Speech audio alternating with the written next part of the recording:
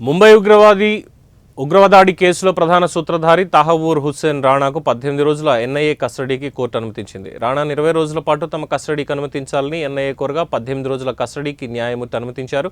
అనంతరం కట్టుదిట్టమైన భద్రత మధ్య రాణాను ఎన్ఐఏ అధికారులు తమ ప్రధాన కార్యాలయానికి తీసుకెళ్లారు. అర్ధరాత్రి రాణాను ఎన్ఐఏ ఢిల్లీలోని పటియాలా హౌస్ కోర్టులో హాజరుపరిచింది.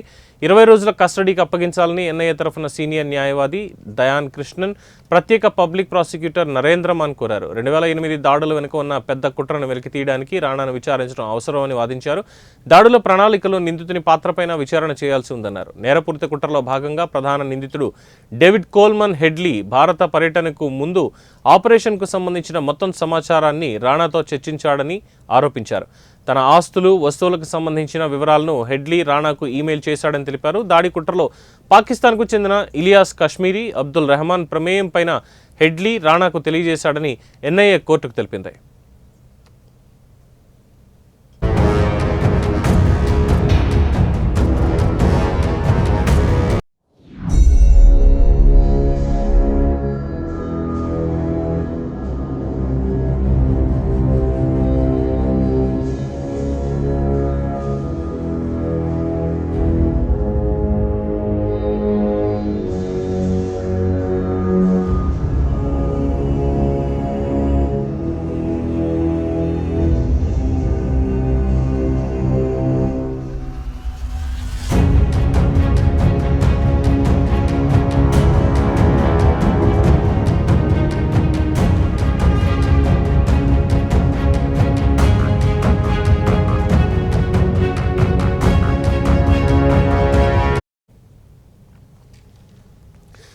అయితే విచారణ ప్రారంభించే ముందు వాదనలు వినిపించేందుకు న్యాయవాది ఉన్నారా అని రాణాను జడ్జి అడిగారు. తనకెవరూ లేరని బదిలించారు. ఢిల్లీ లీగల్ సర్వీసెస్ అథారిటీకి చెందిన న్యాయవాది వాదనలు వినిపిస్తారని తెలిపారు. రాణా తరఫున వాదనలు వినిపించేందుకు న్యాయవాది పీయూష్ సచ్దేవన్ నియమించారు. వాదనలు విన్న ఎన్ఐఏ కోర్టు ప్రత్యేక న్యాయమూర్తి చందర్జిత్ సింగ్ను 18 రోజుల కస్టడీకి అప్పగించారు. అనంతరం రాణాను ఢిల్లీలోని ఎన్ఐఏ ప్రధాన కార్యాలయానికి తరలించారు. దాడి వెనుక ఉన్న కుట్రను ఛేదించడానికి రాణాను ప్రశ్నిస్తామని ఎన్ఐఏ ప్రకటనలో తెలిపింది.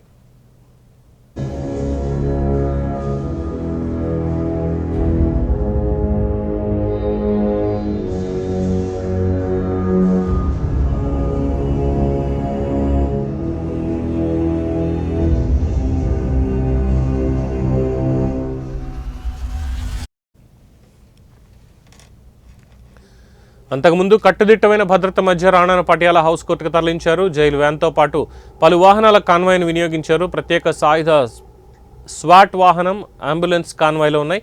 భద్రతా కారణాల దృష్ట్యా రాణాను పటియాలా హౌస్ కోర్టుకు తీసుకొచ్చే ముందు పోలీసులు మీడియా ప్రతినిధులను, ఇతరులను కోర్టు ప్రాంగణం నుంచి బయటికి పంపించారు. 2008లో ముంబైలో ఉగ్రదాడులకు దావూద్, డేవిడ్ కోల్మన్ హెడ్లీతో పాటు పాకిస్తాన్కు చెందిన ఇతర కుట్రదారులు, లష్కరే తొయిబా, హుజీ ఉగ్ర సంస్థలతో కలిసి రాణా కుట్ర పన్నాడు అనే ఆరోపణలున్నాయి.